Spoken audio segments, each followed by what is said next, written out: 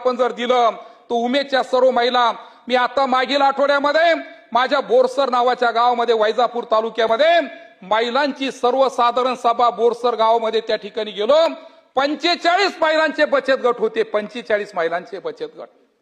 त्या सर्वसाधारण सभेमध्ये मी गेलो, मंदिरामध्ये आम्ही सर्वसाधारण सभा घेतली आणि त्या महिलांनी त्या ठिकाणी माझ्या समोर एकच प्रश्न मांडला का आम्हाला किमान प्रभाग संघाचे तरी ऑफिस त्या ठिकाणी निर्माण करून द्या.